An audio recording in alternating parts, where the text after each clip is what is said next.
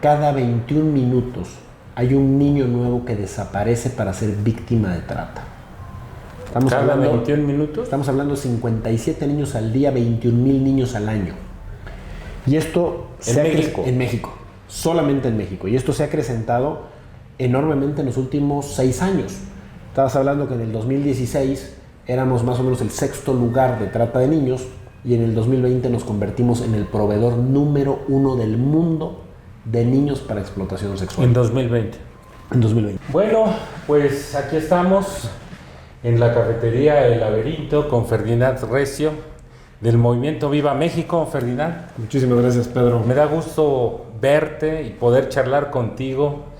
A Ferdinand lo escuché en días anteriores en un evento especial como embajadores de diferentes actividades por la paz. Y él nos dio una conferencia muy importante con la cual estuvimos platicando después, que era sobre lo que es el comercio sexual de los niños, el abuso sexual a los niños, la trata de los niños. Correcto. Y cómo hay unas corrientes ideológicas corriendo por el mundo, y en México ya están, de legalizar este tipo de prácticas que luego no me explico cómo pueden solapar o justificar el que un adulto pueda tener relación sexual con un menor de 3, 4 años. Tú al escuchar este tipo de mensajes que nos hiciste favor de compartir, cuando tú nos lo platicabas, ¿qué sentías en tu interior al pensar en estas cosas, Ferdinand? Creo que todos sabemos que en México existe la explotación sexual de niños. Creo que eso nadie lo negaría. El problema es que nadie entiende la dimensión del problema. Y por dimensión, permíteme darte ciertos datos. Proyecto George Blue es Proyecto Tierra. Proyecto Tierra. Conciencia y acción con una misión: limpiar y proteger el lugar en que vivimos. Proyecto Tierra.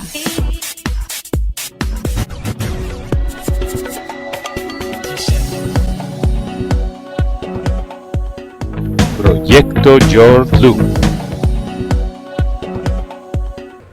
¿Por qué somos el proveedor número 1 del mundo? Nos pasa muy parecido que con el tema de las drogas. Tenemos de vecino al consumidor número 1 del mundo, que es Estados Unidos. De niños. De niños. Entonces, ¿qué pasa? Que antes los americanos que consumían niños para tener relaciones sexuales viajaban a Cartagena, Colombia, que era una ciudad que tenía un grave problema, a Bangkok, en Tailandia, a algunos lugares de Asia, y ahora resulta que no. Se han dado cuenta que pues no hay que viajar ni a Tailandia ni a Cartagena. Puedes viajar a Acapulco, a Cancún, a San Miguel de Allende, a Chapala, a Puerto Vallarta, a Tijuana, a Los Cabos, para consumir a estos niños. ¿Y por qué cito estas ciudades? Porque el tema es un tema que se ha desarrollado mucho en la industria turística. Es decir, es muy posible que el niño desaparezca en San Luis Potosí, pero no lo comercialicen en San Luis Potosí. Lo secuestran ahí, lo separan de su hogar y se lo llevan a Tijuana. ¿Y por qué Tijuana? Pues porque Tijuana está cruzando en carrito del estado que más denuncias de pedofilia tiene en Estados Unidos, que es California. Entonces, nos hemos vuelto el gran proveedor en un mercado que es asqueroso. ¿Por qué? Porque son niños que, según las cifras de la investigación que se hizo junto con el gobierno americano, con el gobierno mexicano, con ONGs internacionales, estamos hablando de niños que van desde los 10, 9 meses de edad hasta los 10, 11 años de edad. ¿Qué pasa con un niño que es abusado 2 años, a los 2 años, a los 3 años, a los 5, a los 10, a los 15, por decir algo? Aquí hay que hacer una diferencia. Cuando hablamos de explotación sexual infantil, pensemos en niños hasta los 11, 12 años, que es distinto al adolescente, que muchas veces ya lo tienen también redes de trata, pero que ya hablas de 14, 15, 16 años y que es otro público consumidor. Lo que pasa es que hay 2 fines, o 3 fines, llamémoslo así. A estos niños se les llama niños avestruz, algunos de ellos. Niños que fueron separados de su hogar antes de los 16, 18 meses, muy chiquititos. Ya nos tocó conocer el caso de un niño de 10 meses rescatado en Quintana Roo este mismo año. Y esos niños, pues como no ponen resistencia al momento de tener relaciones sexuales, ese bebé que van a abusar, van a violarlo, tristemente, y lo voy a decir primero en positivo, va a ser de los que menos violaciones va a recibir a lo largo de su transcurso en esta vida de producto. ¿Por qué? Porque es un niño cuyos órganos están bien, es un niño que no le hiciste mayor daño químico y que por lo tanto al llegar a los 10, 11 años de edad puedes descuartizarlo al 100% para comercializar sus partes.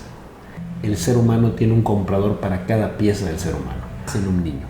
O sea, que los compran, abusan de ellos y los cuidan para que crezcan y luego vender sus órganos. Los están vendiendo continuamente hasta los 10, 11 años, pero a los 10, 11 años, si es un niño en perfecto estado de salud, se le descuartiza para venderlo en órganos, es correcto. ¿Tú cómo supiste todo esto? ¿Quién te dio la información? ¿La autoridad tiene la información? Sí, no toda. Creo que hoy hemos hecho ya un esfuerzo importante en estos últimos 2 años. Nosotros lo que hicimos, yo creo que todo el mundo ha escuchado en México de Lidia Cacho, una periodista muy famosa en el tema de trata. Lo que hicimos en el movimiento fue hacernos de los servicios voluntarios, además porque es una apasionada del tema de Verónica Toller, que ha sido Premio Internacional de Periodismo Rey de España, que es experta en el tema, y la trajimos a que junto con la Embajada de Estados Unidos en México, con autoridades de Estados Unidos, con ONGs internacionales y con el apoyo, debo decirlo, de autoridades federales mexicanas, del propio Ejército, de la Guardia Nacional, de la Secretaría de Seguridad Pública, de ONGs mexicanas, se hiciera de entrada una investigación de 6 meses para conocer la realidad del problema en México. Sí existe la realidad que mencionábamos al inicio, gente en Chiapas que vendía a sus hijos para tener relaciones, a sus propios hijos, a sus hijas, gente en Oaxaca, en Guerrero, pero nos dimos cuenta que el problema es mucho más grande que eso. Eso es un pequeño porcentaje del problema y quiero ser claro en por qué. El pedófilo no solamente le gustan los niños indígenas, le gustan los niños de clase media, media alta, alta, que pareciera que esos casos no suceden, ¿no? Cuando sí suceden en México. Cuando hablas de que cada 21 minutos desaparece un niño en México, 57 al día, estás hablando de un mercado enorme que... El niño entonces, digamos, de 3 a 10 años tiene un periodo de uso, si está sano, comercian sus órganos. Correcto. Sobrevive, no comercian sus órganos. Correcto. ¿Qué pasa con el que sobrevive? ¿Qué pasa en su mente? ¿Cómo está él? ¿Cómo reacciona? El otro día estábamos tú y yo escuchando a una mujer que nos dijo que no importaba que lo violaran, que no tenía madurez mental hasta los 20 o 21 años. Y me acuerdo que le dijimos, oye, pues hay que preguntarle a los que sufrieron ese tipo de cosas. ¿Qué pasa en la mente de un niño, en su corazón, en su forma de enfrentar la vida? A ver, ¿qué pasa con los niños que te comenté que son los niños avestruz? Ellos fallecen. Tristemente fallecen porque una vez que son descuartizados, pues ya fallecieron, ¿no? No crees que nada más les sacan un riñón, literalmente los descuartizan. ¿Qué pasa con el otro 80-85% que se les llama niños desecho? Son niños que sí se les dio alcohol, sí se les drogó, porque ya se defendían, porque ya era un niño que arañaba, ya era un niño que oponía cierta resistencia. Y esos niños se les va manteniendo durante los 7, 8, 10 años que se les consume sexualmente, drogados, emborrachados, para poder estar utilizándolos. Hasta que llega un momento, tristemente, en el que son niños que a los 8 o 9 años de edad ya perdieron conciencia de su pasado, ya no recuerdan a su familia, literalmente lo único que saben es que sirven para ser violados. ¿Qué pasa con estos niños? Cuando quedan muy dañados, cuando su cerebro ya está muy dañado por la cantidad de alcohol y droga que han recibido, literalmente por eso reciben el nombre de desecho, se les deja tirados en la calle. Son muchos de estos niños que hemos visto en muchas ciudades de México, como niños de la calle, que ya los ves totalmente desorientados, que no saben para dónde van, que no saben decirte qué pasó con su familia, de dónde vienen, porque lamentablemente han sido violados. Tristemente, ¿qué es lo que pasa con esos niños? Cuando los dejan tirados en la calle, pues ¿qué crees que es lo único que saben hacer? Ser violados. Esos son niños que normalmente caen ahora en otro delito, que es la prostitución. Se prostituyen para seguir viviendo. Y más que para seguir viviendo, para seguir consumiendo drogas, para seguir consumiendo alcohol o el vicio que se les haya inculcado. Pero hay un grupo de niños que no llega a quedar tan dañado, porque no se les dio tanta droga, no se les dio tanto alcohol, y lamentablemente hoy esos niños dejaron de ser víctimas para convertirse en victimarios. ¿En qué sentido? Hoy, tristemente, muchos de los niños que desaparecen en México son separados de su hogar o secuestrados por otro menor de edad. Estamos enfrentándonos a un crimen organizado. Es crimen organizado. Es crimen organizado. Es crimen organizado, tan organizado que te voy a dar un dato duro. Las ganancias en el año 2020 por la explotación sexual infantil en el mundo se calcularon en 150 billones de dólares. Billones. No millones. En el mundo. Billones en el mundo. México México es el primer lugar del mundo. México ronda entre los 90 y los 100 billones de dólares lo que produce. Para que tengamos una idea, ¿cuántas campañas políticas crees que puedes pagar con eso? ¿Cuántos corazones puedes comprar con eso? ¿Cuántas voluntades? ¿Cuántas policías? ¿Cuántos funcionarios? ¿Cuántos empleados de hotel puedes comprar con una maquinaria? Imagínate que nada más invirtieras el 10% en publicidad. Entonces, es un crimen muy organizado que implica desde la gente que selecciona a los niños, la gente que separa a los niños de su hogar, la gente que transporta a los niños a los destinos de consumo y la gente que los comercializa en los destinos de consumo. Entonces, es una red muy armada. Alguien me decía, oye, esto es del narcotráfico. No, la verdad es que creo que incluso hasta el narcotráfico le puede resultar asqueroso, ¿no? Yo no me imagino a un comprador de un niño que paga miles de dólares por un bebé de 10 meses esperando que llegue una camioneta modificada con un tipo con pistola al cinto, cadenas y lleno de tatuajes a entregarle al niño. No sé si me explico. Esa persona lo que quiere es llegar a un hotel de lujo y que le pongan al niño. Y así es. Estamos hablando de niños que quedan muy lastimados, después de tu pregunta, muy fuertemente lastimados, que claramente tienen conciencia de lo que les está pasando, de lo que les pasó. Afortunadamente en México cada vez hay más refugios de estos niños. Tristemente son refugios que tienen muchísimos problemas para recaudar dinero, porque son refugios que además tienen que mantenerse en secreto. Porque ¿qué sí ha pasado en México? Que de pronto alguien que se dedica a este crimen organizado siembra a un niño, digámoslo así, hace que se entregue el niño para monitorear a ese niño y ver dónde están los niños que ya fueron rescatados. Porque ¿quién es el único testigo en contra del violador en este caso? El niño. Entonces la forma de erradicar al testigo, por eso luego vemos que hay ciertos refugios donde llegan a hacer matanzas, el crimen, en el narcotráfico, en el tema de drogas. Aquí pasa lo mismo en el tema de la trata de niños. ¿Qué hace la autoridad? Yo creo que hace poco. Tristemente, hace poco, porque además es un tema, y quiero decirlo con todas las palabras, al no ser conocido, es un tema poco exigido.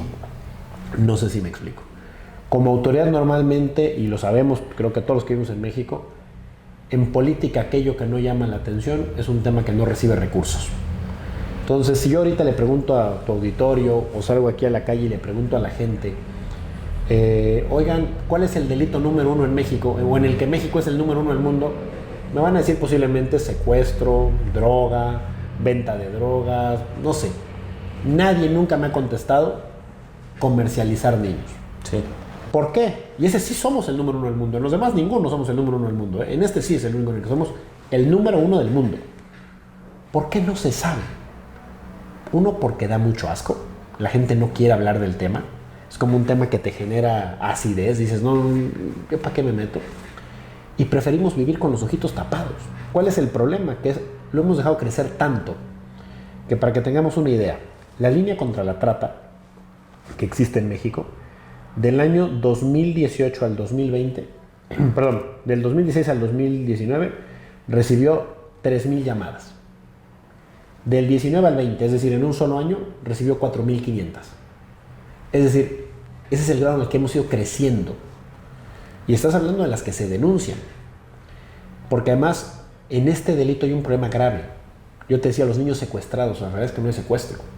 Porque para tipificarse el secuestro, alguien te llama y te pide un rescate. Estos niños nadie pide por ellos. Son niños que se llevaron un día de la colonia de nombre tal en Metepec y nadie volvió a saber del niño. Es un niño desaparecido.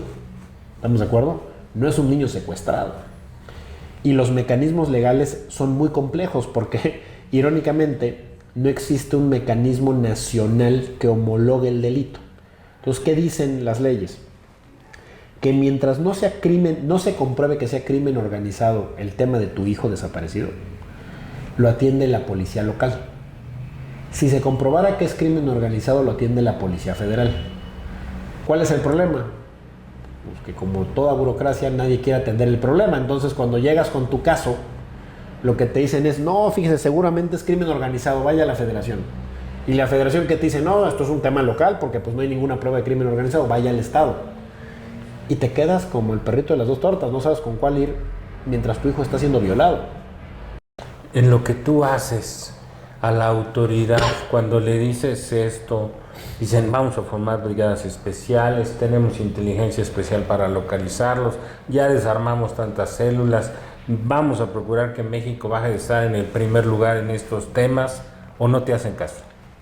Sí hemos encontrado eco en muchas personas, yo no te podría decir que en todos, más bien te diría que hemos encontrado más reticencias que eco. Reticencias, sí. O sea, dicen no es verdad, no es cierto. No es verdad, ha habido un gobernador que recuerdo perfecto que nos decía, no, eso en mi estado no pasa. ¿Cómo que en tu estado no pasa? Oye, entonces no tienes números. Bueno, sí tengo desaparecidos, puede ser por otro tema. Oye, ¿y no tienes consumidores? No. Y empiezas a luchar. ¿Por qué? Porque nadie quiere decir, oye, en mi estado pasa, ¿no?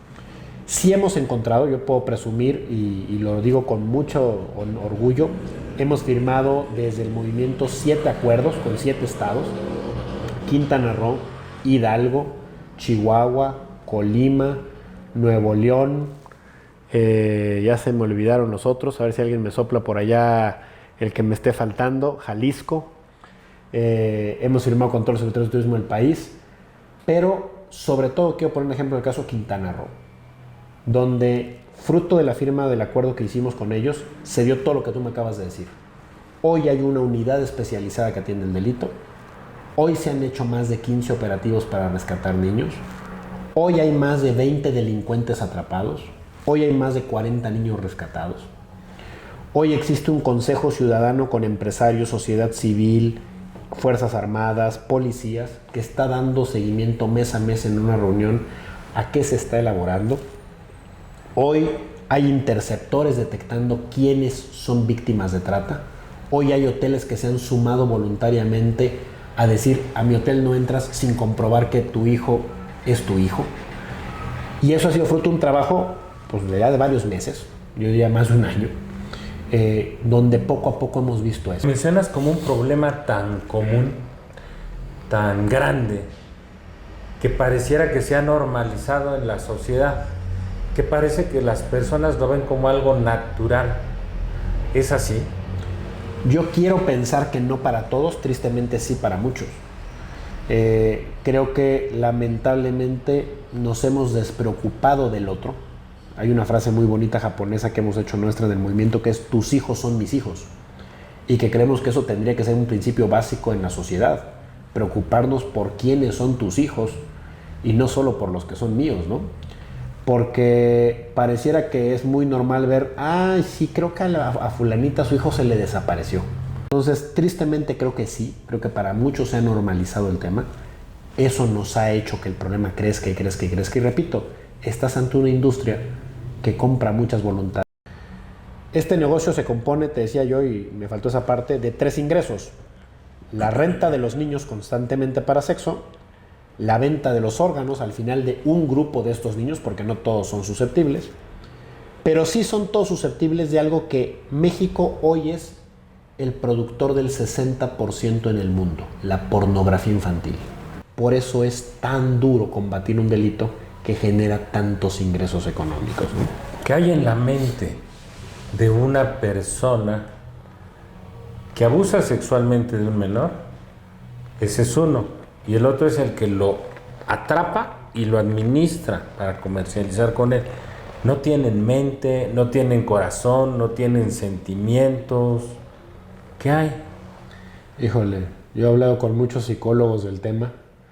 Le he platicado a gente que se dedica, Tim Ballard, que es quien dirige la ONG más grande en recuperar niños, justo porque la verdad yo pensaba como tú, ¿no? Yo pienso, pues es que a ver, ¿qué tienes que tener en la cabeza para abusar de un menor de edad, no? La mayoría de los psicólogos me dice que son gente que normalmente sufrió un abuso y que hoy desea abusar y lo presenta como una víctima que de nuevo, ¿no? Se vuelve victimario. El problema es hasta dónde está ese límite, ¿no? Habría que hacer un estudio mucho más profundo. Tristemente en México yo te diría que ni siquiera tenemos los casos suficientes de detenidos, porque En este delito el 99% queda impune, como en muchos otros. Entonces, contestarte con certeza me parecería inadecuado de mi parte. En mi experiencia de lo que yo he platicado y lo que he vivido, yo lo que te puedo contar es gente que sí se ve que ha sufrido mucho, quienes violan a los menores, y quienes los comercializan me parece que han caído en una cultura del descarte absoluta. Para ellos el ser humano es un objeto. Pero requerimos que la gente de cada lugar se sume y se comprometa, ¿no? Aquí en el propio Estado de México estamos en pláticas con el gobierno. Yo espero que pronto el gobierno nos dé luz verde para firmar estos acuerdos y empezar a trabajar aquí en el Estado de México. Pero creo que lo primordial es que todo el mundo empiece a exigirle a sus autoridades qué estás haciendo en este tema, ¿no? Si la gente no se queja de lo que está pasando con los niños, ningún gobierno va a asignarle recursos a ese tema. Entonces, es fundamental que hoy, por eso agradezco mucho este espacio contigo, Pedro, lo que hagamos sea conciencia de que la gente tiene que saber del problema.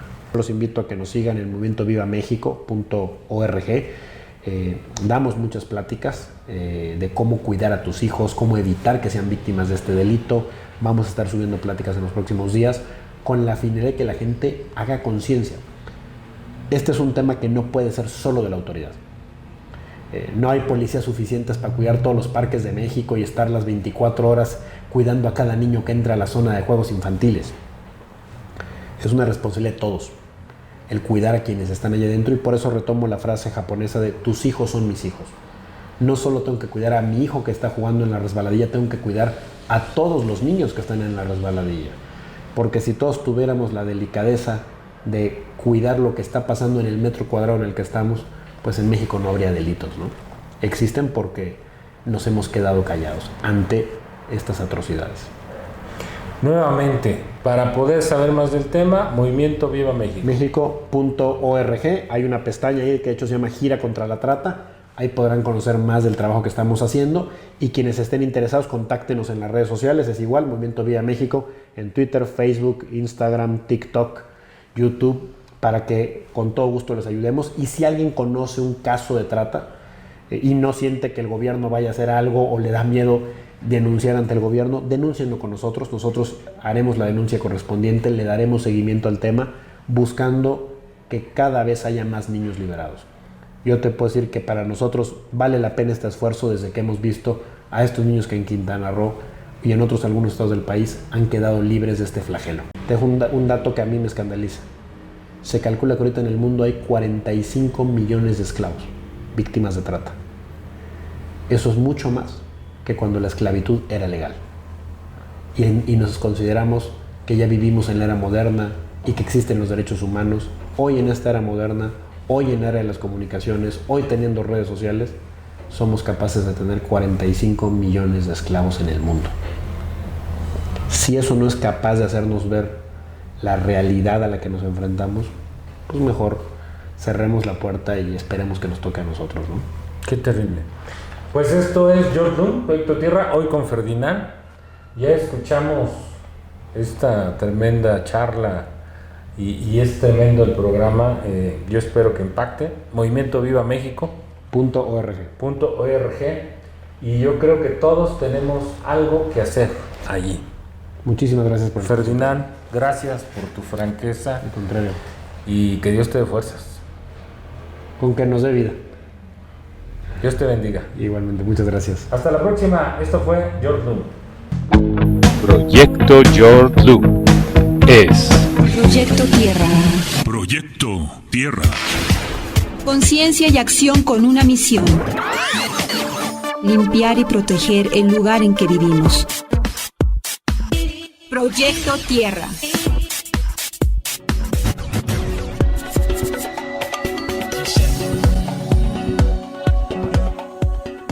Proyecto George Lund.